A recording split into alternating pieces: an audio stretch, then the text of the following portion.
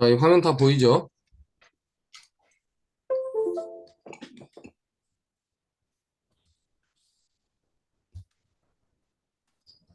예, 오늘 주로 이제 우리가 봐야 앞부분에 관련된 거 가지고는 신용 업무와 경매에 관련된데, 신용훼손죄는 명예훼손죄 특별법 영역이다. 이렇게 여러분이 보시면 될 것 같아요. 그렇기 때문에 우리가 명예훼손죄와 관련돼 가지고 우리가 사람의 외부적 명예,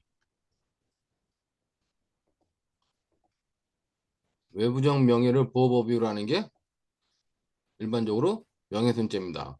자, 근데 이 외부적 명예 중에서 다른 사람에 대한 다른 사람이 하는 다른 사람들이 외부의 평가와 관련돼 가지고 어떤 사람의 경제적 지불 능력이라든가 지불 의사와 관련된 것들, 지불 경제적 활동에 대한 평가를 갖다가 우리가 신용이라 하는데 이 외부적 명예 안에 이런 용도를 우리가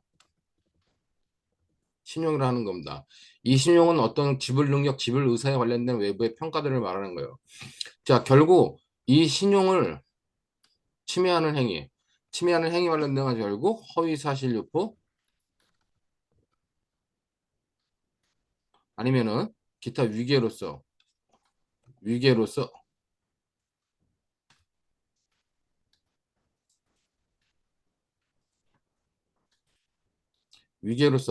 이 신용을 훼손하는 경우에 처벌하는 게 신용훼손죄입니다. 자, 그럼 신용을 훼손하는데 이런 허위 사실 유포라든가 위계의 의미가 아니라 그냥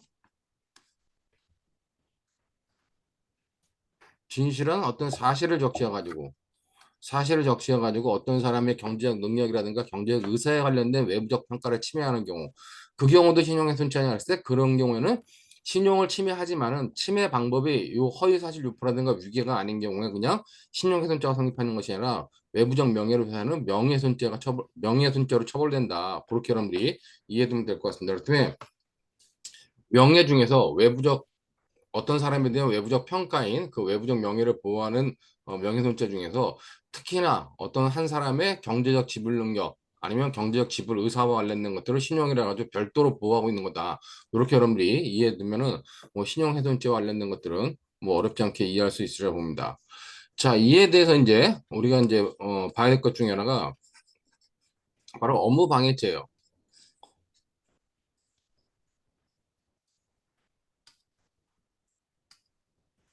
자, 우리가 업무방해죄인데 업무방해에 있어서 이 업무는 우리가 업무상 과실치상죄에서 배웠던 사회생활상의 지위에서 계속 반복적으로 행하는 사무다라고 하는 그 업무를 방해하는 경우에 성립하는 범죄다. 자, 그렇다면 업무방해죄와 관련돼 가지고는 업무방해죄 구성요건 관련돼가 주체는 제한이 없어요. 아무나 될 수 있다는 거죠. 자, 객체가 뭐다? 객체가 바로 이 업무예요. 자, 업무의 개념은 앞에서 봤듯이 사회생활상의 지위에서 계속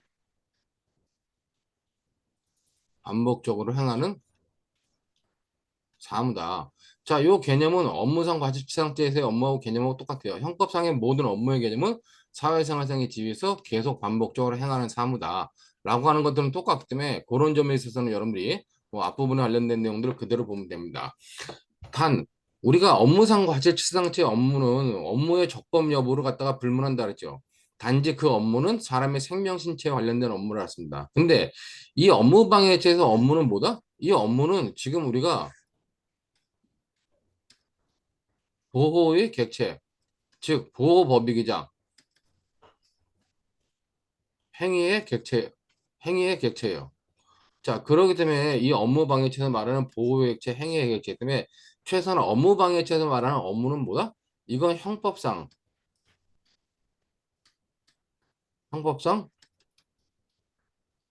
보호할 가치가 있어야 되는, 보호할 가치가 있는 업무여야 된다. 그러므로 반사회적 행위, 반사회적인 업무들은 우리가 형법상 보호하는 업무방해죄에서 업무에 해당하지 않는다. 그러면 형법상 보호할 가치가 없는 업무들은 뭐냐? 우리가 관련돼 가지고 이따 판례 보겠지만 대부분 다 성매매 업무, 그다음에 이제 사무장 병원의 업무, 그다음에 허가 없는 저기 뭐 자격 없는 공인중개사 업무. 이런 것들은 우리 법에서 지금 법이 아니라 판례에서 형법상 보호할 가치가 없다라고 판단한 거기 때문에 그런 의미에서 업무방해죄에서 말하는 업무에 해당하지 않는다. 즉 얘네들은 다 뭐다? 얘네들은 지금 반사회성을 띠는 업무요. 반사회성을 띠는 업무로서 형법상 보호할 가치가 없다. 그런 의미로 여러분들이 이해하면 될 것 같습니다. 자, 그로 관련돼 가지고 얘네 업무는 최소한 뭐 생명신체 관련된 업무는 아니지만 생명신체와 관련된 업무는 한정되진 않지만은 최소한 형법상 보호할 가치가 있어야 되는 업무다라고 하는 의미로 여러분들이 업무 관련된 거 보면 될 것 같고, 자, 계속 반복적 의사로 행할 사무이기 때문에 계속 반복성이라는 게 인정돼야 돼요. 그러면은 일회성 업무, 일회성 업무 이것도 여기서 말하는 업무에 해당하지 않는다는 겁니다. 뭐 대표적인 일회성 업무 같은 게 공장을 이전하는 업무 그런 것들을 방해한다 할지라도 업무 방해죄로 처벌받지 않는다라고 하는 판례가 있기 때문에 그런 의미로 보면 될 것 같고, 자 근데 여기서 중요한 게 업무 방해죄에서의 업무는 사회생활상의 지위에서 계속 반복적으로 행하는 사무 즉 일이라고 했어요.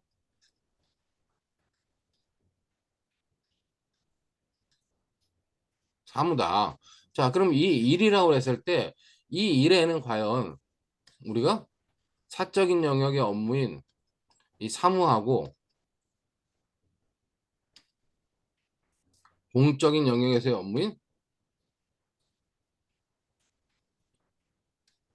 이 공무도 포함할 것이냐 관련돼 가지고 이 일이라고 하는 거는 사무만을 포함하는 것이지 공무를 포함하는 것은 아니다. 우리가 지금 배우고 있는 업무 방해죄는 개인적 법익에 관련된 거기 때문에 공무는 포함하지 않는다는 거예요. 자, 이와 관련된 대법원 판례가 있는데, 자, 우리가 이제 업무 방해죄 좀 이따 보면 여기서 보면은 업무 방해죄에서의 행위는 뭐냐? 업무 방해죄의 행위는 어, 허위 사실을 유포하거나 위계 또는 위력 아니면 기타 방법으로 사람의 업무를 방해하는 겁니다.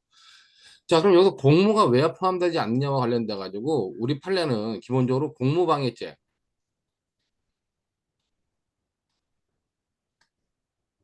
공무집행 방해죄가 있는데 이 공무집행 방해죄를 의 행위 태양으로 나오는 거는 우리가 폭행, 협박으로 공무집행 중인 공무원의 공무를 방해하는 경우 공무집행 방해죄가 처벌돼요. 자, 그다음에 위력 위계 중에 있는데 우리 형법상 보면 136조라는 공무집행 방해죄는 폭행, 협박, 위계만을 갖다 행위태양으로 삼지 위력으로 공무집행 방해하는 경우는 제외한다는 겁니다.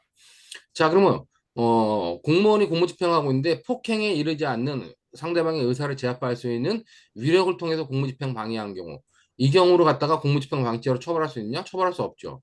그럼 그 경우에 여기에 위력은 포함되니까 업무방해죄에서 위력은 포함하니까 이 업무방해죄 업무에 공무를 포함시켜서 업무방해죄로 처벌할 수 있냐 관련돼 가지고 우리 판례는 그런 경우는 안 된다라고 판단하는 것이 우리 판례 입장이라는 겁니다. 왜냐하면 공무집행방해죄 입법 취지하고 얘네들의 입법 취지가 다르다는 거죠. 입법 취지와 보호 법익이 다르고 그다음에 이제 이렇게 공무집행방해죄에서 위력을 갖다가 배제한 거는 공무집행하는 공무원에 대해서 일반 국민들은 약간 하여튼 위력 정도로 사용해 가지고 그 저항할 수 있다는 겁니다. 근데 그런 것들은 형법적 처벌 대상에 빼겠다는 거예요. 그 위력이 아니라 폭행에 이를 정도에만 공무집행방해죄로 처벌하는 거고 폭행에 이르지 않는 위력 정도는 포함시키지 않는 거다라고 보는 것이 이제 대법원의 판례 입장이기 때문에 공무는 여기서 빠진다라고 하는 것이 판례 전원합체 판결의 입장이다. 빠진다. 이것만 포함한다. 그런 의미로 여러분들이 판례 입장이기 때문에 그런 정도만 잘 받으면 될 것 같습니다. 자, 그렇기 때문에 그런 의미로서 여러분들이 보면 될 것 같고, 그 다음에 이제 뭐 허위 사실 유포라고 하는 것은 뭐 진실에 반하는 사실 유포하는 거고, 당연히 행위자의 인식이 있어야겠죠. 위계라고 하는 건 상대방의 오인 착각 부지를 이용하는 일체 행위를 말하고, 위력이라고 하는 건 상대방의 의사를 제압하는 뭐 일반적인 행위들을 말한다. 그런 의미로 여러분들이 이해해두면 될 것 같습니다. 그다음에 업무방해죄는 수상적 위헌 범위이기 때문에 관련돼 가지고 뭐 결과를 요구하지 않는다. 그렇게 여러분들이 받으면 될 것 같아요. 그러니까 업무방해죄에서는 기본적으로 구성요건 요소에서 뭐 객관적 구성요건 요소로서 요 정도, 당연히 주관적 구성요건 요소로서 고의라고 하는 것들은 이런 것들을 인식하고 실현하는 의사 하에서 행하는 행위다. 그렇게 여러분들이 이해하면 될 것 같습니다. 자, 이제 업무방해죄에서 또 문제되는 것 중에 하나는 업무방해죄는 기본적으로 지우더라도 자, 업무방해죄는 업무방해죄 구성요건에 해당하는 행위이지만은 위법성을 조각시키는 위법성 조각 사유에 의한 행위일 수도 있다는 겁니다. 그렇기 때문에 여러분들이 잘 봐야 되는 것 중에 하나가 업무방해죄는 항상 위법성 조각 사유와 관련된 내용들이 어떤 것들이 있는지를 체크를 해둬야 돼요. 그렇기 때문에 보면은 업무방해죄 구성요건에 해당하더라도 자, 위법성이 조각될 수 있다. 그럼 위법성 조각 사유로 일반적 위법성 조각 사유들 조각 사유들 인정할 수 있다는 겁니다. 근데 일반적인 뭐 정당방위, 긴급필요한 자고행위, 피해자 생각 그런 것도 인정할 수 있는데 여기서 특히 문제되는 거는 정당행위와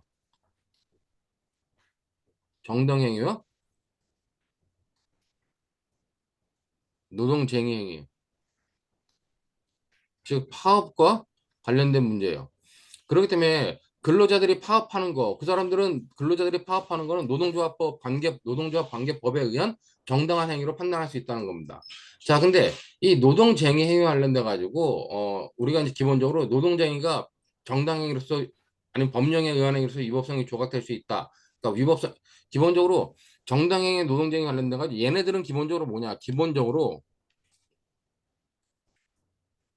얘네들은 기본적으로 뭐요? 법령에 의한 행위죠.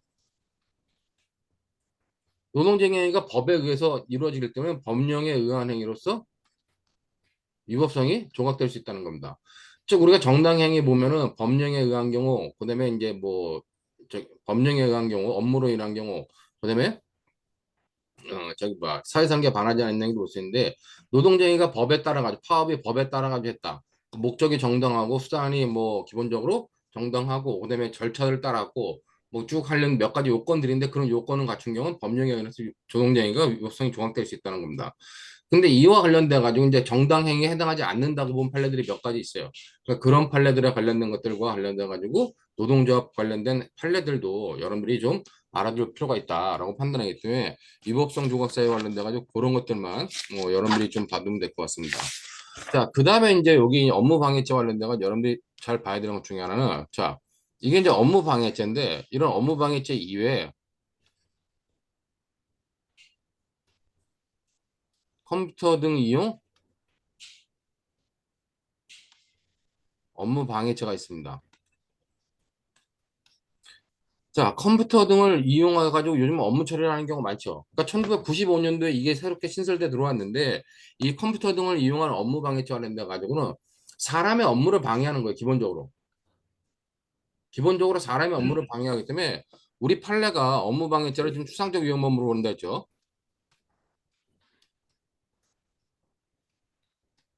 추상적 위헌범으로 본다 그랬는데 이 컴퓨터 등 이용 업무 방해죄도 당연히 추상적 위헌범입니다. 자, 근데 마치 컴퓨터 등 이용 업무 방해죄 법조문을 읽다 보면 우리가 그 컴퓨터에 장애를 발생시켜 가지고 그러니까 기본적으로 뭐 컴퓨터를 손괴하거나 컴퓨터에 어떤 허위의 명령이나 부정한 명령을 입력하거나 아니면 뭐 기타 방법으로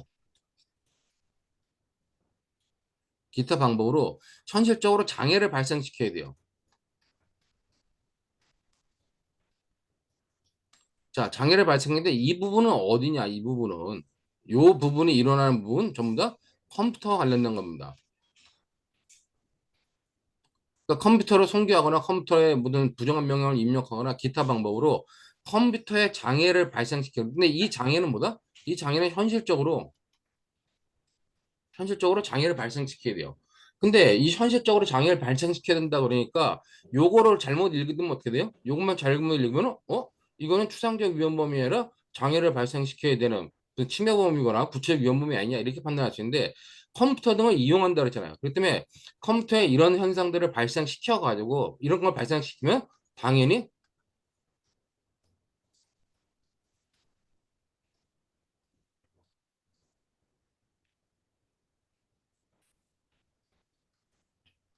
사람의 업무가 사람이 처리하는 업무가 방해될 거다라고 판단하는 게 컴퓨터 등 이용 업무 방해죄다. 그렇기 때문에 그런 의미로 여러분들이 이따 볼 때 컴퓨터 등 이용 업무 방해죄에서 장애를 발생시킨다고 하는 것은 어떤 행위 태양이 아니라 관련돼 가지고 수단으로 이해된다. 하나의 수단, 하나의 행위 수단으로 이해하면 되지. 그것이 어떤 그 결과를 요구하는 결과 범위거나 그런 건 아니다. 그렇게 여러분들이 이해하면 될 것 같습니다. 자, 그다음에 이제 관련돼 가지고 우리가 업무 방해죄 이외에 이제 경매 입찰 방해죄가 있는데 우리 경매 입찰 방해죄 같은 경우는 경매나 입찰의 공정성을 해야 하는 거예요. 그렇기 때문에 우리가 뭐 건설기본법이라나 이런 데면 경매 방해, 입찰 방해죄가 있습니다. 근데 그때 경매, 특별법에 있는 경매 입찰 방해는 경매나 입찰 자체를 방해하면 성립하지만 우리 형법 같은 경우 방해해야지만 성립하지만 우리 형법은 공정을 해야 하는 것을 갖다가 정할 때문에 경매 또는 입찰에 공정성이 해졌냐에 따라가 공정성이 침해받았느냐에 따라 가지고 성립하는 것이 경매 입찰 방해죄다. 그런 의미로 여러분들이 두 가지 내용을 좀 비교해 주시면 될 것 같습니다. 자, 요 정도가 우리가 봐야 되는 기본적인 내용이다. 그렇게 여러분들이 좀 이해되면 될 것 같고, 그러면은 우리 이제 강의 교환을 통해 가지고 몇 가지 사항 등을 계속 보도록 하겠습니다. 자, 우리가 이제 신용 업무 경매 관한제를 받는 걸 해놨는데, 여기 보면 자, 보호는 각각 신용해놓자는 사람의 신용이고, 그 다음에 업무방해죄는 사람의 업무다. 그 다음에 경매 입찰 방해죄 같은 경우 경매 입찰을 방해하는 것이 아니라 경매 입찰의 공정성이 보호법이다. 뭐 그런 입장으로 여러분들이 받으면 될 것 같습니다. 개별적으로 다 신용훼손죄, 업무방해죄, 경매 입찰 방해죄가 다 독자적 범죄예요.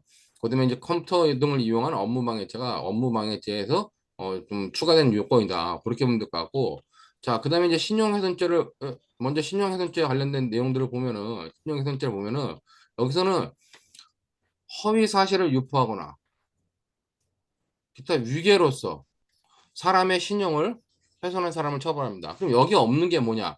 여기 없는 게 바로 위력에 의한 신용훼손 같은 경우는 우리가 인정하지 않는다는 겁니다. 그렇기 때문에 허위 사실을 유포하거나 위계로서 신용을 훼손한 경우만 처벌한다. 그러면 신용이란 게 뭐냐? 신용이라고 하는 거는 사람의 경제적 활동에 대한 사회적 평가, 즉 경제적 활동에 대한 사회적 평가인데 흔히 말하면 지불 능력이라든가 지불 의사에 대한 사회적 신뢰를 의미한다. 그렇게 여러분들이 이해하시면 될 것 같아요. 밑에서 비교를 해보면은 명예훼손죄는 사회인으로서 사람에 대한 평가인데 그 사회인 중에서 돈과 관련된 경제인으로서 사람에 대한 평가를 보호하는 것이 신용이다. 그렇다면 여기 보면 신용은 명예의 특수한 한 영역이다라고 했는데 그런 의미로 쌤 제가 아까 그림 그렸던 것처럼 명예 중에서 일정 영역을 우리가 신용이라 한다. 그렇게 여러분들이 이해하면 될 것 같아요. 자, 그렇기 때문에 어, 공연히 허위 사실을 유포하여 사람의 신용을 훼손하는 행위는 명예훼손죄와 신용죄 구성권에 나지만 명예훼손죄는 신용훼손죄에 의해 배척된다는 겁니다. 그러니까 법조경합의 특별관계다. 그런 의미로 여러분들이 이해하시면 될 것 같고 밑에 이제 관련돼 가지고 신용의 기본적인 개념이 여기 보면 신용은 경제적 신용, 즉 사람의 지불 능력, 지불 의사에 대한 사회적 신뢰를 말하는 것이다. 라고 얘기하기 때문에 그런 점을 이해하시면 될 것 같고 그다음에 이제 허위 사실을 유포한다는 말은 뭐냐? 허위 사실을 유포한다라면 실제 객관적인 사실과 다른 사실을 불특정 또는 다수에게 전파하는 것을 말하는 것이다. 근데 이 경우에 행위자한테 당연히 그에 대한 인식이 있어야 되겠죠. 그렇기 때문에 행위자에게 행위 당시 자신이 유포한 사실이 허위라는 점을 적극적으로 인식하였을 것을 요구한다. 우리가 307조 2항에서 허위 사실을 적혀서 명예훼손하는 경우에 그 허위 사실이 객관적으로도 허위 사실이고 행위자가 뭐요? 행위자가 주관적으로도 허위 사실이라고 하는 것들을 인식해야지만 307조 2항으로 처벌되듯이 여기서 말하는 허위 사실을 유포한다는 건 객관적으로도 허위 사실뿐만 아니라 행위자가 인식까지 갖춰야 된다. 뭐 그런 의미로 여러분들이 이해하면 될 것 같습니다. 그다음에 이제 그다음에 있는 판례도 여기 위계라고 하는 것은 쭉 나오지만 뭐 위계라 함은 오인착각 부지를 이용하는 거다. 뭐 그런 의미로 여러분들이 받으면 될 것 같아요. 근데 이제 요 사실 같은 경우는 즉 뭐 요 사실인데 이 사실은 뭐냐면 여기 보면 것처럼 이 사건 공소 사실을 위계에 의한 신용훼손죄를 보지 않고 허위사실 유포에 의한 신용훼손죄로 본 것은 잘못이라 할 것이지만 결국 신용훼손죄가 신용이 훼손된 거는 동일하다라고 본 겁니다. 그렇기 때문에 관련돼 가지고 여기 이제 뭐 행위자는 뭐 이 피고인이 어떻게 했냐? 이 피고인은 자, 뭐 피해자가 연체해자를 대납하는 등 했다고 이제 그 지점장을 비난하는 허위의 사실을 갖다 적시하는 거예요. 허위 사실을 갖다 적시해가지고 뭐 했는데 그와 관련돼 가지고 이거는 위계에 의한 신용훼손죄인데 허위 사실 유포한 신용죄를 봤는데 잘못 본 거지만 신용이 훼손된 경우는 동일하다. 그런 의미로 여러분들이 이해되면 될 것 같습니다. 밑에 표준 판례는 뭐 이렇게 표준 판례? 표준 판례로 보기도 애매한 건데, 그건 뭐 상식, 좀 사실관계만 여러분들이 잘 파악하는 것 같아요. 그러니까 여기서 신용이라고 하는 거는 경제적 신용, 지급 능력, 지급 의사에 대한 사회적 신뢰를 의미한다. 이건 앞서 봤던 판례를 그대로 다시 언급하고 있는 겁니다. 이건 뭐냐면은, 관련돼 가지고 요 사실은, 그 퀵 서비스 운영자인 피고인이, 자, 퀵 서비스 운영자인 피고인이 그 퀵 서비스를 하고 나서 영수증을 줄 때 손님들한테 불친절하게 함으로써 이렇게 좀 틱틱거리면서 손님들이 불만을 제기하면 영수증을 교부할 때 자기가 아닌 그 다른 사람, 그러니까 다른 퀵 서비스의 영수증으로 영수증을 갖다 이렇게 배부해 준 겁니다. 근데 그와 같은 사정만으로 위행위가 피해자의 경제적 신용, 지급 능력이나 지급 의사에 대한 사회적 신뢰를 저하하는 행위에 해당한다고 보기 어렵다. 그러므로 신용훼손죄는 무죄가 된다고 본 겁니다. 자, 그렇기 때문에 이 퀵 서비스 운영자가 자기가 뭐 불친절하게 했으면서 손님들이 영수증 달라고 할 때 다른 사람이 영수증 줘가지고 다른 서비스 업체가 불친절 업체인 것처럼 만들어 놓은 상태. 하라 할지라도 그런 것들은 신용훼손죄는 성립하지 않는다는 겁니다. 자, 그러면 그거는 뭐냐? 그러면 신용훼손죄는 성립하지 않아요. 근데 그 다른 서비스 업체, 경쟁업체 업무를 방해하기 때문에 업무방해죄는 성립한다라고 하는 것들을 여러분들이 같이 생각을 해놔야 됩니다. 그렇기 때문에 신용훼손죄 관련돼 가지고 요 정도의 판례들이 있으면 있고 신용훼손죄 관련돼 가지고는 그 특별법 안에 있는 거다. 그러니까 특별법이라기보다는 외부적 명예라고 하는 명예 중에서 그 안에 들어있는 특정한 경제적 지불 능력과 지불 의사에 관련된 것을 신용이라고 그러고 그것들을 허위 사실 유포나 위계로 침해하는 경우에 성립하는 범죄다. 그렇게 하면 이해되면 될 것 같습니다. 자, 업무방해죄 보면 여기 보면 313조의 방법. 여기 이제 313조의 방법이라고 하는 건 신용훼손죄와 허위 사실 유포, 위계, 그다음에 위력으로 사람의 업무를 방해한 자는 여기 뭐 5년 이하 징역에 처한다. 이렇게 되는데 당연히 여기 보는 것처럼 추상적 위헌범이고 여기서 이제 객체로서 사람의 업무인데 사람의 업무라고는 앞에 봤던 것처럼 사람의 사회생활상의 지위에 의하여 계속 반복적으로 종사하는 사무 또는 사업이다. 자, 보호법익으로서의 업무를 말해요. 자, 그렇기 때문에 또 컴퓨터 등 장애 업무 방해죄와 관련해서 사람의 업무에 된다. 자, 그런 의미로 보면 될 것 같고 사람의 업무가 아닌 사람의 업무가 아닌 업무들은 보호에 객체되지 않는다는 거죠. 그렇기 때문에 대학 편입학 업무의 주체는 대학교가 아니라 총장이다. 근데 대학 평가 업무의 주체는 대학교가 아닌 담당 교수다. 그래서 사람의 업무를 갖다 보호법익을 한다. 그러면 이제 이 보호법익 관련돼 가지고 보호법으로서 업무이기 때문에 최소한 여기 관련돼 있는 내용으로 반드시 적법할 필요 없지만 최소한 사회생활상 용인되는 업무에 든다는 겁니다. 그러므로 반사회성 있는 업무 그런 것들은 우리가 도저히 반사회성을 띠는 업무는 우리가 형법상 보호할 수 있는 업무로 볼 수 없다는 거죠. 그렇기 때문에 여기 보는 것처럼 업무란 뭐 이렇게 쭉 직업적 또는 계속적으로 종사하는 사무나 사업으로서 타인의 위법한 침해로부터 형법상 보호할 가치가 있는 것이어야 한다. 그러면 어떤 사무나 활동 자체가 위법의 정도가 중하여 사회생활상 도저히 용인할 수 없는 정도로 반사회성을 띠는 경우 이때는 업무방해죄 보호 대상인 업무에 해당하지 않는다는 겁니다.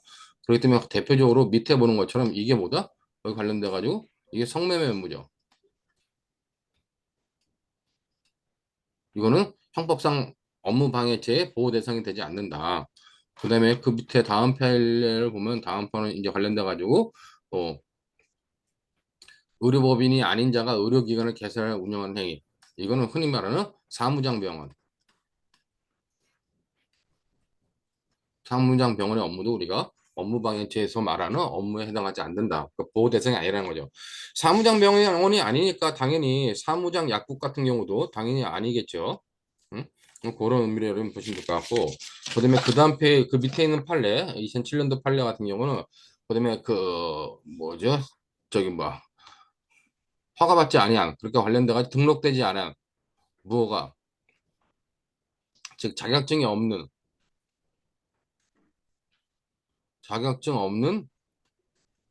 공인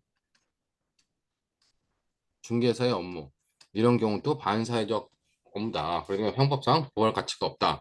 그런 의미로 여러분들이 받으면 될 것 같습니다.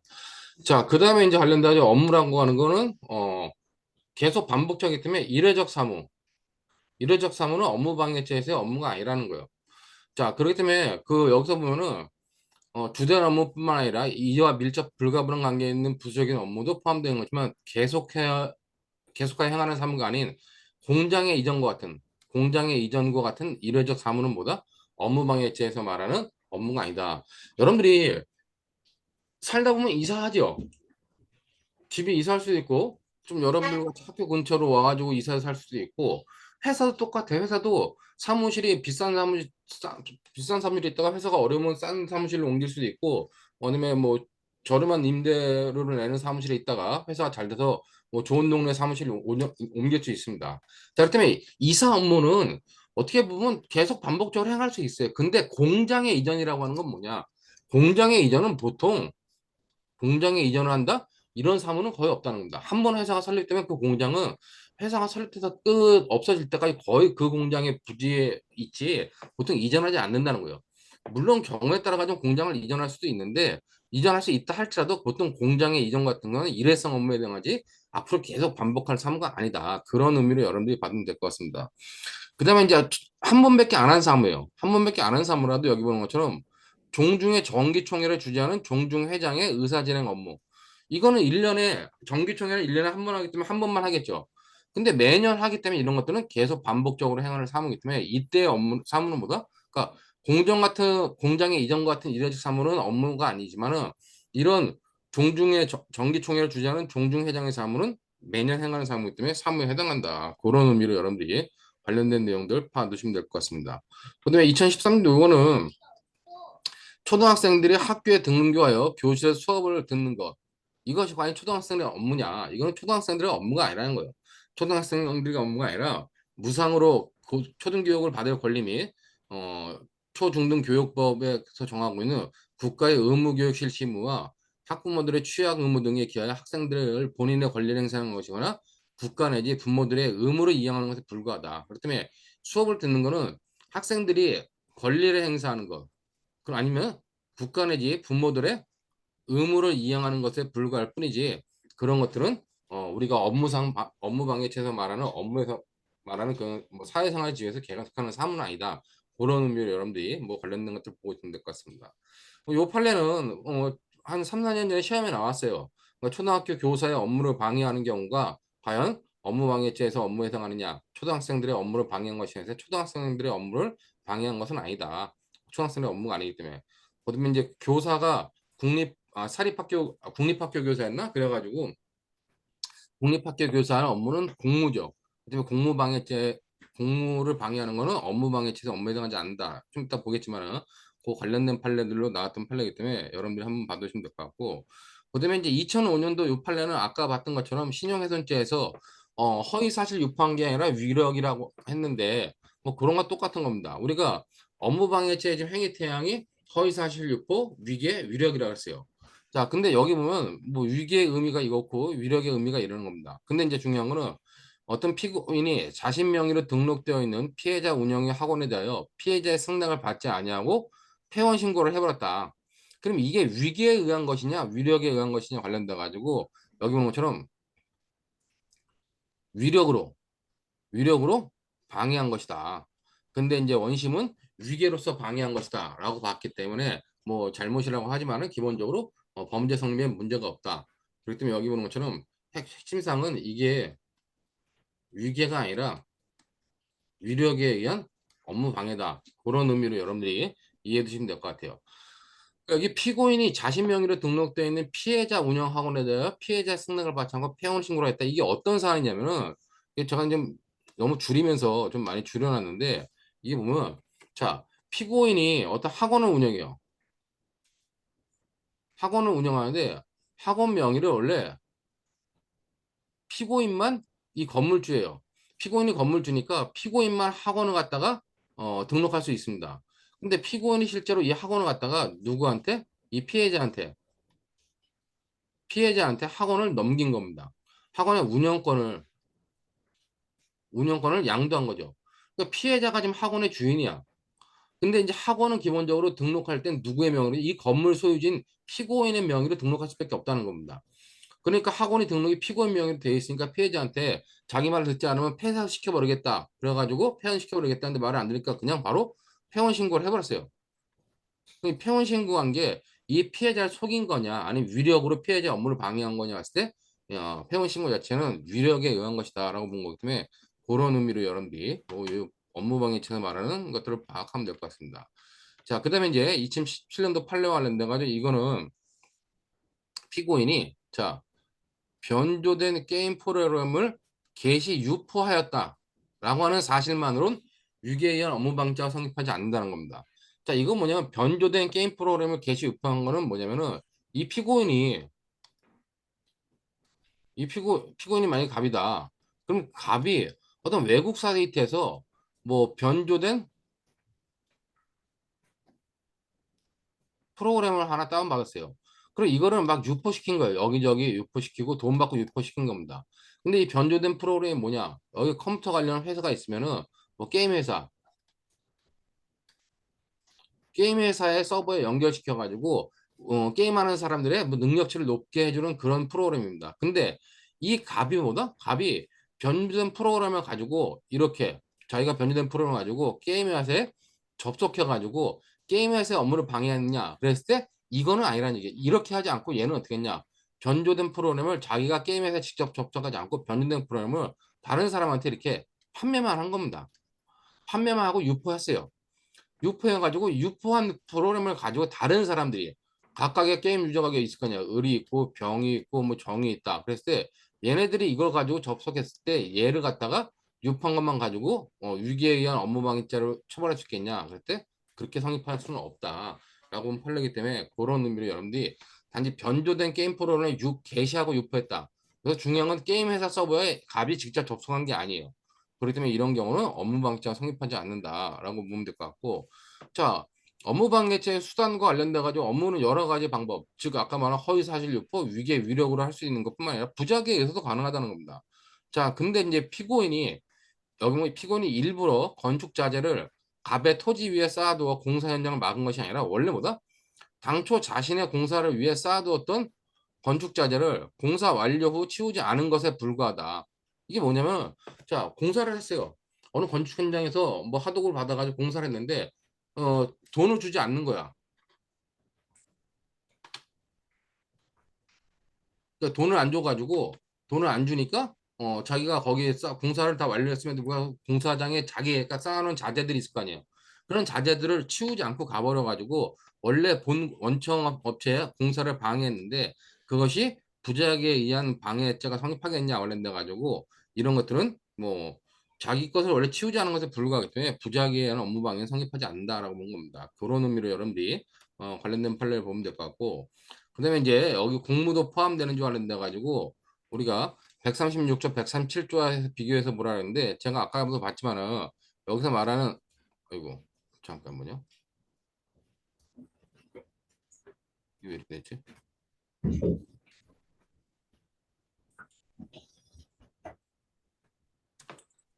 자, 이거 이걸로는 잘못 넣었구나. 자, 아까 136조, 137조인데 136조는 뭐다? 아까 폭행이나 협박으로 공무집행을 방해하거나 130조는 위계로서 공무집행을 방해하는 경우가 있고 위력은 어떻다? 위력은 없다는 거예요. 그랬을 때 이 위력에 의해서 공무를 방해한 거를 업무방해죄로 처벌할 수 있냐와 관련된 판례와 관련돼 가지고 판례는 되지 않는다라고 판단한 겁니다. 그렇기 때문에 부정설의 입장이 여기 보면 전원합체 판결이라는데 전원합체 판결에서 안 된다고 본 겁니다. 자, 그럼 여기 판례 밑에 보시면은 자, 기본적으로 여기 보면 것처럼 업무 방해죄와 공무집행 방해죄는 보호법익과 보호 대상에 상이할 뿐만 아니라 업무 방해죄 행위 유형에 비하여 공무집행 방해죄 행위 유형은 보다 제한되어 있다는 겁니다. 그러면 공무집행 방해죄 행위 태양이 여기 보는 것처럼 이렇게 뭐 폭행, 협박, 유괴만 돼 있고 위력은 없기 때문에 제한되어 있는데 그렇게 제한되어 있는 이유가 뭐냐? 제한되어 있는 이유와 관련돼 가지고 밑에 쭉 원래 본문까지 다 읽어보면은 이거는 우리 입법자가 위력에 의한 공무를 방해하는 경우는 공무 집행하는 공무원이 일정 정도 수긍해야 된다고 하는 것을 입법하는 거라는 겁니다. 그렇기 때문에 이렇게 보는 것처럼 형법이 업무방해죄와는 별도로 공무집행방해죄를 규정하고 있는 것은 사적 업무와 공적 업무를 구별하여 공무에 관해서는 공무원에 대한 폭행, 협박, 위계의 방법으로 집행을 방해하는 경우에 하나여 처벌하겠다라고 하는 것이 우리 입법제 취지라는 거예요. 그렇기 때문에 공무원이 직무상 수행하는 공무를 방해하는 행위에 대해서는 업무방해죄로 의율할 수 없다라고 해석하는 것이 타당하다는 겁니다. 그러니까 이 사안이 뭐냐? 이 사안을 보면 지방경찰청 민원실에서 민원인들이 진정사건의 처리와 관련하여 지방경찰청장과의 면담 등을 요구하면서 이를 제지하는 경찰관들에게 큰 소리로 욕설을 하고 행패를 부린 행위의 사안입니다. 이 사안에 대해서 공무집행방해죄로 처벌하려 했지만 이게 위력에 해당하는데 폭행은 안 했어요. 그러니까 이 사람들이 뭐 뭘 집어 던지거나 경찰공무원한테 뭘 집어 던지거나 그랬으면 공무집행 방해죄에서 말하는 폭행, 광해 폭행에 해당할 수 있을 텐데 그 정도의 행위는 안 하고 요런 정도의 행위들. 그렇기 때문에 큰 소리로 뭐 욕설을 하고 행패 정도를 부린 겁니다. 그러니까 이 정도가 뭐냐? 이거는 공무집행 방해죄에서 말하는 위력에는 해당하지 않는다는 겁니다. 위력에 해당하지 않으니까 이걸 뭘로 했냐? 경찰이 이걸 갖다가 업무방해죄로 기소 업무방해죄로 수사한 거예요. 뭐 검찰도 그걸 업무방해죄로 기소했고, 근데 이제 관련돼 가지고 대법원 판례가 이런 경우는 업무방해죄에 해당하지 않는다라고 본 겁니다. 그렇기 때문에 요 공무집행방해죄와 업무방해죄에서의 그 업무 공무의 범위를 여러분들이 좀 잘 이해되면 될 것 같습니다. 자, 그다음에 이제 행위는 여기 본 것처럼 아까 봤던 것처럼 행위와 관련돼 가지고 허위 사실 유포, 위계, 위력으로 뭐 업무를 방해하는데 기타 방법도 여기 다 포함되는 겁니다. 자, 근데 이제 이와 관련돼 가지고 여기 보는 것처럼 자, 위계는 허위 사실 유포는 위계에 있다. 위력이라고 하는 걸 뭐 자유의사를 제압하는 의사를 제압하는 뭐 일체의 힘이다 그랬습니다. 자, 근데 요 판례는 표준 판례로 제가 여기다 넣어놨지만은 실제로는 아까 잠깐 말했던 것처럼 노동쟁의 파업과 관련된 판례이기도 해요. 그렇기 때문에 여러분들이 기본적으로 보면은 판례가 어떻게 보냐 파업에 대해서 자 쟁행위로서의 파업 노동조합 및 노동관계조정법 2조 6호에 의한 파업 법률에 의한 파업입니다. 자, 이 법률에 의한 파업은 집단적으로 노무 제공을 중단하는 실력 행사이다. 그러므로 업무방해죄에서 말하는 위력에 해당하는 요소를 포함하고 있다는 겁니다. 자, 그렇기 때문에 기본적으로 쟁행위를 한다. 쟁행위를 파업을 한다고 하면 그거는 업무방해죄 구성 요건에는 해당한다는 거예요.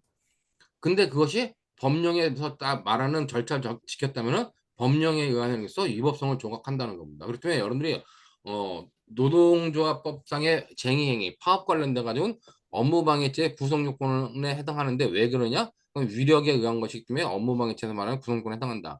그리고 이제 위법성을 조각시키기 위해서는 법에서 규정한 절차들을 다 지켜야 되겠죠.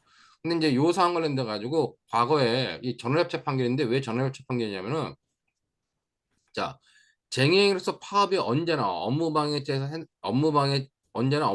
해당하는 것으로 볼 것은 아니고 전후 사정과 경위 등에 비추어 사용자가 예측할 수 없는 시기에 전격적으로 이루어진 경우, 즉 전격적으로 이루어지고 이 빨간 표시란 건 제가 이제 다루는 겁니다. 사용자의 사업 운영에 심대한 혼란 내지 막대한 손해를 초래했다. 혼란 내지 손해의 중대성. 그다음에 파업을 하는데 법에 따른 파업을 했다 할지라도 단결권을 가진 것에 따라 파업을 했더라도 이렇게 전격성과 손해의 중대성을 가지고 했다면 그런 것들이 사용자의 사업 계속에 관한 자유의사가 제약 혼란되었다고 혼란될 수 있다고 평가할 수 있는 경우에는 비로소 위력에 해당하여 업무방해죄가 성립한다고 보는 것이 타당하다라고 판단한 겁니다. 그렇기 때문에 이게 이제 한국 철도노조가 이 사안 같은 경우는 뭐 철도노조 같은 경우는 이게 저기 뭐야 그 필수 공익사업장이죠. 그렇기 때문에 노동조합에서 조행위를 한다 할지라도 쟁행위가 결의된다 할지라도 만약에 그 국토교통부 장관인가요? 직권 중지 해부 결정을 내릴 수 있다는 겁니다. 근데 요 사안 같은 경우는 이제 직권 중지 해부 결정이 내려진 거예요. 자, 직권 중지 해부 결정이 내려졌는데 노조가 직권 중지 해부 결정이 내려졌음에도 불구하고 이 직권 중지 해부 시 쟁행위 금지 규정을 위반하면서까지 파업을 강행이라는 것을 예측할 수 없었다. 사용자 입장에서. 근데 파업의 결과 수백 회 이른 열차 운행이 중단되어 한국철도공사의 사업 운행에 예기치 않은 중대한 손해를 끼친 사정 등에 비춰보면 이런 행위들은 다음보다 그건 위력에 해당하고 업무방해 공사실을 유죄로 인정했다. 뭐 그렇기 때문에 여러분들이 요 판례한다 가지고 이렇게 정당한 법률 뭐 정당하지 않겠지만 뭐 기본적으로 직권용제부 결정이 내리기 때문에 정당하지 않겠지만은 어 집단적으로 노무 제공을 거부하는 거와 관련돼 가지고 전격성과 중대성을 갖추면은 이런 경우는 우리가 업무방해죄가 될 수 있다. 그렇게 여러분들이 보시면 될 것 같아요. 그다음에 이제 업무방해죄와 관련에 대한 판례로서 뭐 몇 가지 판례들이 뭐 옛날부터 있는 판례들이 있는데 여기 보면은 이거는 이제 기본적으로 자 위장 취업하는 거 관련돼 가지고 위계한 업무방해죄에 해당한다. 그렇다면 자기가 실제로 뭐 대학교 재학생인데 고졸이다 해가지고 위장 취업한 경우 이런 경우를 낸다가지고 업무방해죄에서 방해에 해당한다라고 본 거기 때문에 피고인은 위기에 의하여 위 회사 근로자의 적격자를 채용하는 업무를 방해하였다. 뭐 그런 의미로 보면 될 것 같고 시험 문제 유출과 관련돼 가지고 시험 문제를 미리 알려주자 그들이 답안 쪽지를 작성한 다음 이를 답안지에 그대로 베껴 정을 모르는 시험 감독관에 제출한 경우 이 경우는 전부 다 우리가 위기에 의한 업무방해죄가 된다. 그렇기 때문에 답안 시험에서 시험 문제를 유출해가지고 답안을 자기가 미리 적어와서 했다. 그럼 우리가 기본적으로 업무방해죄 나간다 본 겁니다. 자, 그러면 이제 요 밑에 99년도 판례는 이거는 이제 방해에 해당하지 않는다고 봤어요. 방해에 해당하지 않는다고 봤는데 왜 그러냐면은 자 여기 뭐처럼 시험의 출제위원이 문제를 선정하여 자 시험 실시자에게 제출하기 전에 이를 유출한 겁니다. 유출했다 하더라도 이러한 행위 자체는 위계를 사용하여 시험 실시자의 업무를 방해하는 행위가 아니라 즉 위계를 사용하여 시험 업무를 방해하는 행위가 아니라 그 준비 행위에 불과한 것이다. 이게 무슨 말이냐면은 여러분들이 지금 뭐랄까요? 만약에 지금 변시를 본다. 그러면 출제위원들이 문제를 만들어 가지고 자 문제를 출제위원들이 문제를 선정해 가지고 출제위원들이 시험 실시자에게 지금 우리 법무부겠죠. 법무부에 이게 제출을 해요. 선정을 해서 제출하면 선정위원들이 여기서 이 선정된 문제 중에서 출제위원들이 출제하거나 선정한 문제 중에서 문제들을 이렇게 정확하게 딱 만드는 겁니다. 자, 근데 이 출제위원 어떻게 하냐? 이렇게 제출하기 전에 이를 제출하기 전에 이 선정된 문제를 이렇게 유출해 버렸어요. 자, 유출했는데 또 그것뿐만 아니라 여기 보면 이 출제위원은 자기가 만든 문제를 원래 이렇게 제출하려고 했는데 제출하지 않고 유출해 버린 겁니다. 그러다 보니까 이 사람이 어떻게 했냐? 그와 같이 유출된 문제가 이 유출된 이 문제, 자기가 만들었던 이 문제가 시험 실시자에게 제출되지도 아니하였다면 뭐다? 그러한 문제 유출로 인하여 시험 실시 업무가 방해될 정도의 추상적 위험이 있었다 볼 수 없다는 겁니다. 그런 의미로 시험 출제 관련돼 가지고 여기 특이한 판례가 있다는 것도 보면 될 것 같고 그다음에 이제 업무방해죄는 당연히 추상적 위헌범이죠. 그렇기 때문에 업무방해 결과 초래할 위험이 발생하면 족하다. 그다음에 실제로 관련돼 가지고 뭐 업무 수행 자체가 아니라 업무의 적격성 내지 공정성이 방해된 경우에도 업무방해죄가 성립한다. 그러므로 뭐 점수를 조작해 가지고 불합격한 커트라인에서 못 미치는 사람들을 점수를 조작해서 커트라인 위로 올려가지고 면접 시험을 보게 한 거. 그건 당연히 업무방해죄에서 말하는 방해 행위에 해당한다는 겁니다. 그래서 이거는 당연히 방해 행위에 해당한다. 이렇게 보면 될 것 같고. 자, 그다음에 2017년도 요 판례는 여러분들이 잘 봐야 되는 것 중에 하나가 이거는 방해가 되지 않는다는 겁니다. 업무 방해가 되지 않는데 이거는 왜 방해가 되지 않는지 좀 잘 봐야 돼요. 자, 갑 주식회사 상무인 피고인. 자, 피고인 누구요? 주식회사 상무야. 자, 그다음에 갑 주식회사에 대표이사도 있어요. 대표이사 A가 있고, 자, A가 있고 상무이사인 피고인이 회사 취업 면접을 하는 겁니다. 자, 취업 면접은 피고인이 있고 여기 관련돼 가지고 뭐 갑이 있고 그다음에 을이라고 하는 면접위원이 있을 거 아니에요. 자, 각각 갑을 병이 있다. 갑을 병이라는 이 피고인과 갑과 을과 병이라는 이 사람들이 면접위원입니다.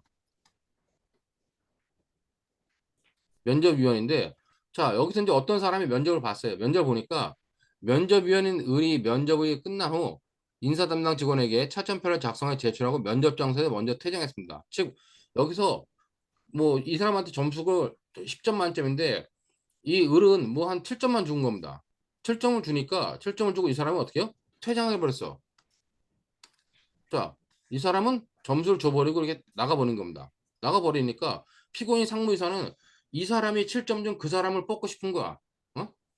자, 이 사람이 최고 점수를 준 사람이 있거나 이 사람이 만약에 어떤 사람을 점수 줬다면 최고 점수를 준 사람인데 그 사람 말고 다른 사람을 이 회사에서 이 취업에서 필요로 하는 이제는 영어를 실제로 시험이 아닌 영어를 실제 잘하는 사람 뽑고 싶어가지고 면접을 본 건데 피고인이 볼 때는 여기서 이제 뭐 A 여기 뭐 다른 뭐 어떤 사람이 있다.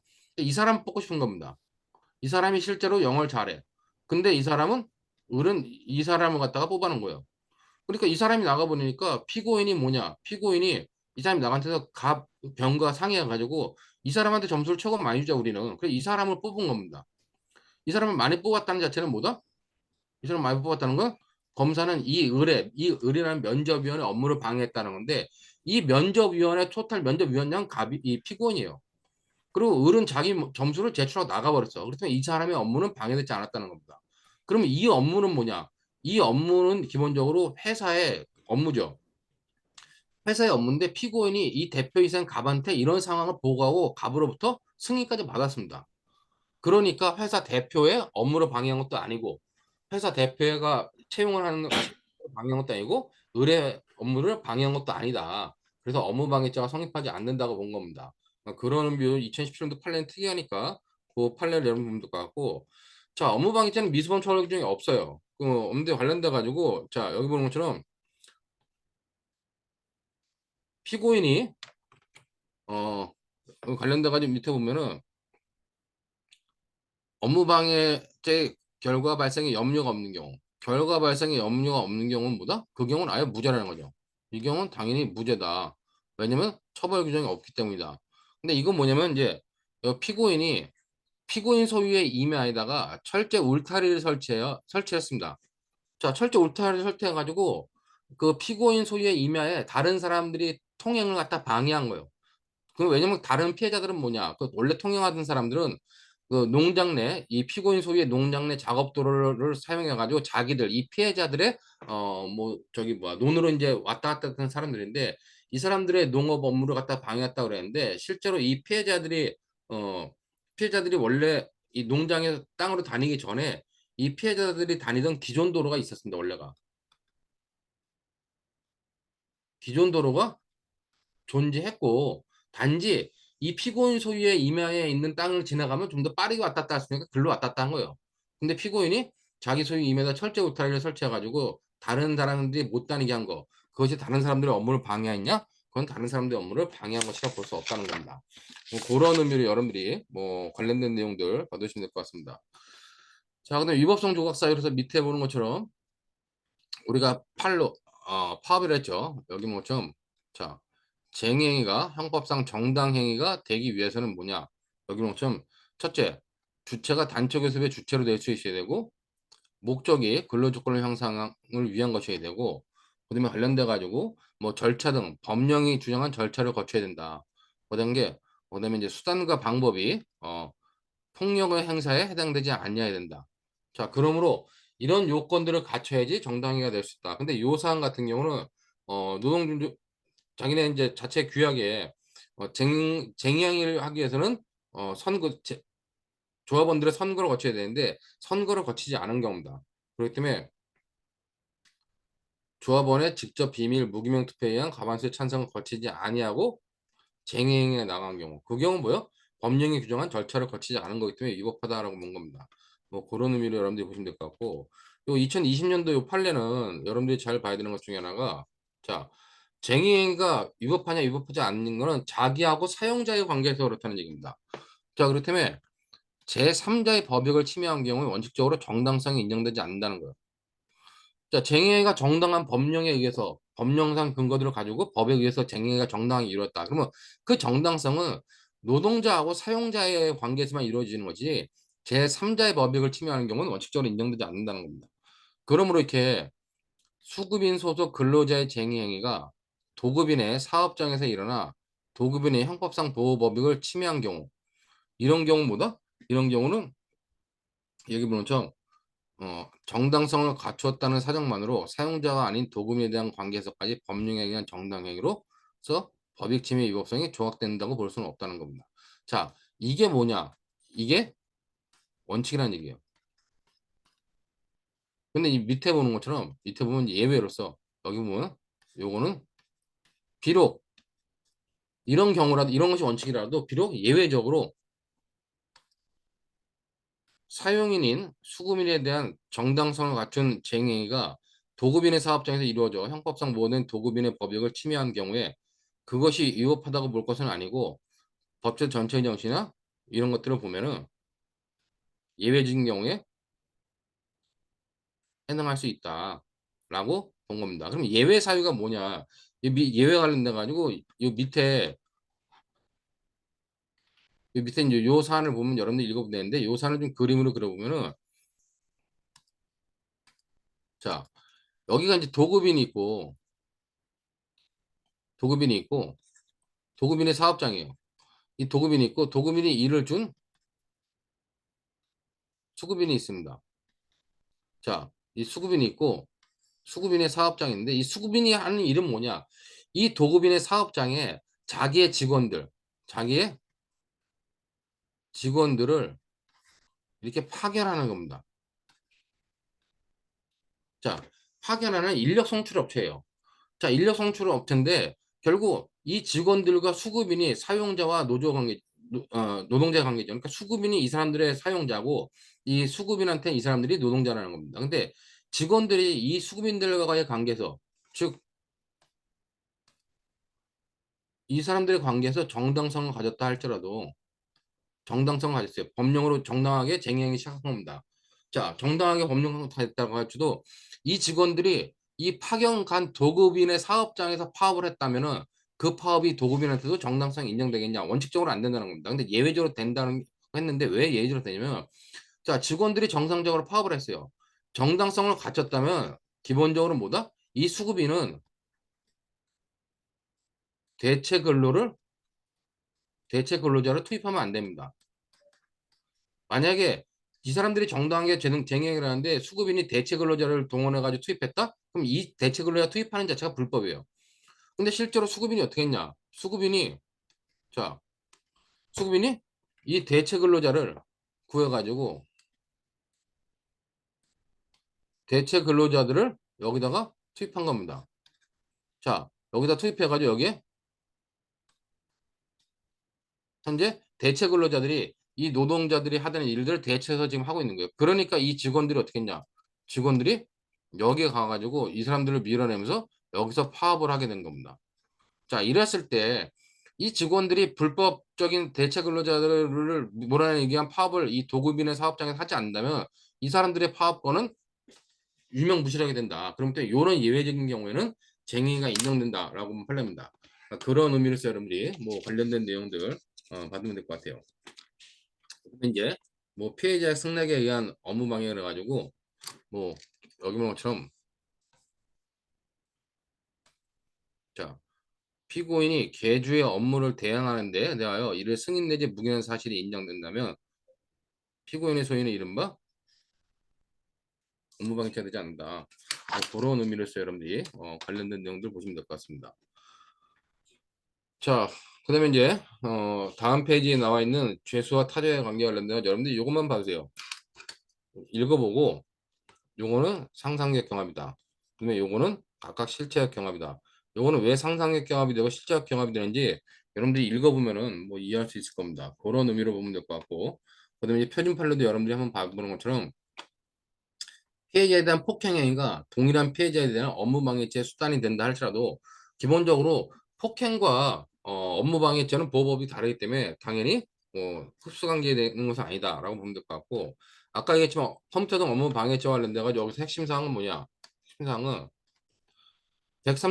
컴퓨터 등 정보 처리 장치 또는 전자기전 특수매체로 손괴하거나 아니면 허위 정보 부정한 명령을 입력하거나 아니면 기타 방법을 어떻게 해요?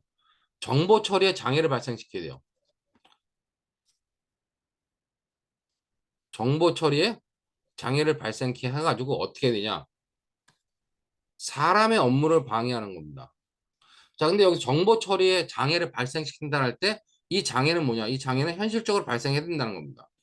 그러니까 일부 강사들이나 잘못 강의하는 사람들이 이 장애를 발생케 하기 때문에 이거는 침해범이다 이렇게 판단하는데 침해범이 아니라 이거는 행위의 수단일 뿐이다. 응? 행위의 업무 방해를 하기 위한 수단일 뿐이다. 그런 의미로 여러분들이 관련된 내용도 보면 될 것 같고, 그렇다면 이 컴퓨터 등 이용 업무 방해죄 관련돼 가지고는 여기 보는 것처럼 밑에 보는 것처럼 컴퓨터 등 정보 처리 장치가 무엇이냐 라고 하는 거 나왔고, 손괴란 게 무엇이고 허위 정보 또는 부정한 명령을 입력한다는 게 무엇인지, 그다음에 관련돼 가지고 기타 방법이 무엇인지 관련돼 가지고 나오니까 이런 것들만 여러분들이 뭐 한 번씩 읽어보시면 될 것 같아요. 그렇기 때문에 여기 이제 요 사안은 뭐냐면은, 자, 주택 재건축 조합장애인 피고인이 자신에 대한 감사 활동을 방해하기 위하여 조합 사무실에 있던 컴퓨터의 비밀번호를 설정하고 하드디스크를 분리 보관하면서 조합 업무를 방해했던 내용으로 기소된 사안이에요. 자, 이와 관련돼 가지고 이거를 그냥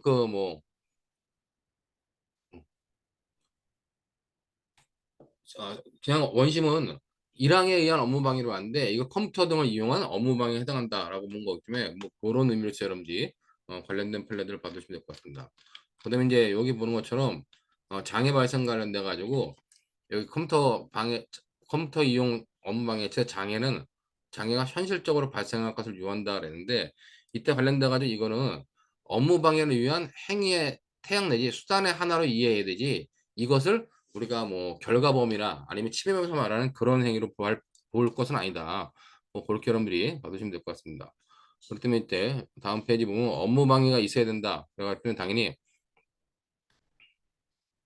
이로 인하여 업무 방해의 위험을 초래할 수 있는, 그러니까 우리가 일반 업무방해죄가 추상적 위헌범이듯이 당연히 컴퓨터 등 이용한 업무방해죄도 당연히 추상적 위헌범이다. 그런 의미로 여러분들이 보시면 될 것 같아요. 그 다음에 이제 요즘에도 한참 문제되는데 포털 사이트에 그 매크로 프로그램을 이용해 가지고 통계 수치를 갖다가 변경하거나 뭐 수치를 조작하는 거 다 컴퓨터 등 장애 업무방해죄가 성립한다. 그런 의미로 여러분들이 관련된 것들 받으시면 될 것 같습니다. 자, 그 다음에 이제 경매 입찰 방해죄인데, 경매 입찰 방해죄는 유기의료 기타 방법으로 경매 또는 입찰에 뭘 해치는 거냐? 이게 공정을 해야 하는 거다. 그렇기 때문에 관련돼 가지고 여기서 이제 표준 판례를 보면은 그 입찰 방해죄는 위헌범이다. 그 위헌범이고, 그 다음에 그 행위는 가격을 결정하는 데 있을 뿐만 아니라 적법하고 공정한 경쟁 방법을 해야 하는 것도 포함한다. 그러므로 여기 보면 일부 입찰자의 행위는 위와 같은 담합 행위를 이용하여 낙찰받은 것이라는 점에서 적법하고 공정한 경쟁 방법을 해야 하는 것이 된다. 따라서 업무방해죄, 입찰방해죄가 성립한다라고 본 겁니다. 이 사안은 뭐냐면은 이제 갑을병정이 같이 이제 입찰하기로 한 거예요. 그러니까 이제 뭐를 이제 미리 가격을 갖다가 낙찰받기 담합을 했죠. 자, 웃긴 놈들이라는 게 이런 놈들도 있죠. 이제 여기 뭐 담합이 이루어진 상태입니다. 담합이 이루어진 상태에서 뭐 A라는 사람이 받기로 한 거야. 근데 B란 놈이 담합 가격이 얼마인지 아니까 자기가 A한테 받기로 했는 A가 A를 입찰을 받기로 해줬는데 자기가 갑자기 담합 가격보다 더 낮은 가격으로 써가지고 자기가 입찰을 받은 겁니다. 그러니까 담합을 깬 거죠. 그 담합을 깬 놈은 과연 뭐 공정을 해치지 않은 것이 아니냐. 근데 그 일부 입찰자의 행위, 여기서 담합을 깬 일부 입찰자의 행위는 담합을 이용하여 낙찰받은 것이라는 점에서는 역시 공정한 경쟁 방법을 해한 것이기 때문에 그것도 입찰 방해에 해당한다라는 의미로 여러분들이 관련된 내용들 받으시면 될 것 같습니다. 객체는 경매 또는 입찰이고 경매 입찰을 방해하는 거기 때문에 중요한 건 뭐냐? 경 입찰이 현실적으로 있어야 돼요. 입찰을 방해한다. 입찰이 현실적으로 있어야 된다는 겁니다. 입찰 경매를 방해하는데 입찰이 없으면 방해할 객체가 없는 거잖아요. 그렇기 때문에 그 다음 페이지 보는 것처럼 이건 어떤 의미냐? 여기 보는 것처럼 입찰에 공정을 해야 하는 행위란 공정한 자유 경쟁을 통한 적정한 가격 형성에 부당한 영향을 주는 상태를 발생시켜서 그 행위는 가격 결정뿐만 아니라 공정한 경쟁법을 해야 하는 행위를 포함합니다. 아까 앞에서 봤던 것처럼 여기 기본적으로 뭐다? 가격 결정뿐만 아니라 경쟁 방법을 해치는 경우도 해당한다는 거예요. 자, 중요한 건 뭐냐? 이러한 입찰 방해 행위가 있다고 하기 위해서는 그 방해에 대해서는 입찰 절차가 존재하여야 한다는 겁니다. 근데 이거는 뭐냐? 이거는 기본적으로 밑에 관련돼 가지고 요 사항 같은 경우는 자, 어, 여기 본 것처럼 제가 이거 하나 더 설명. 입찰이 존재되는데 공적, 사적, 경제 주체의 임의적 선택에 따른 계약 체결 과정에서 공정한 경쟁을 해야 하는 행위가 기재됐다 하더라도 입찰 방해죄로 처벌할 수 없다는 겁니다. 요 판례의 핵심이 이건데 이게 뭐냐면 공적, 사적, 경제 주체의 임의의 선택에 따른 계약 체결 과정. 자, 이게 입찰이 아니라 여기 한국토지공사 지역본부가 한국토지공사 지역본부가 야, 요번에 여기 들어올 사람들은 누구 야 해가지고 뭐 12명을 갖다가 불러 모은 거예요. 12명 대충 자격이 있는데 너 들어와 가지고 요 중고자동차 매매단지를 분양하는데 자격 있는 니네 들어와서 가격을 써내봐. 이렇게 한 겁니다. 그럼 이게 입찰이냐? 그럼 입찰이 아니라는 겁니다. 결국 공적, 사적, 경제 주체, 즉 여기 한국토지공사 지역본부가 임의의 선택에 따른 계약 체결 과정, 그런 과정은 경매 입찰 과정이 아니기 때문에 입찰 방해죄에서 말하는 입찰이 있지 않았다는 겁니다. 그런 의미로 여러분 보면 될 것 같고, 그다음에 밑에도 이제 보면 밑에 보면 여기 입찰 방해자가 입찰 방해가 있다고 인정되기 위해서는 그 방해의 대상인 입찰이 현실적으로 존재하여야 한다. 자, 근데 실제로는 수의계약을 체결하면서 입찰 절차를 거쳤다는 증빙을 남기기 위하여 입찰을 전혀 시행하지 아니한 채 형식적인 입찰 서류만을 작성하여 입찰이 있었던 것처럼 조작한 것은 위 규정에서 말하는 입찰 행위에 해당한다고 했으니까 입찰이 없었다는 거죠. 자, 그러면은 여기서 이런 경우 실제로 실시된 입찰 절차에서 실질적으로 단독 입찰을 하면서 마치 경쟁 입찰을 한 것처럼 가정하는 경우. 이 경우는 뭐다? 이 경우가 입찰 방해죄라는 거예요. 이 빨간 거. 이게, 이게 입찰 방해죄라는 겁니다. 근데 지금 노란색으로 해서 뭐냐? 아예 입찰 자체가 존재하지 않고 수의 계약을 했는데 서류상으로만 입찰한 것처럼 꾸몄다. 한 것은 입찰이 없었기 때문에 이건 입찰 방해죄가 성립하지 않는다.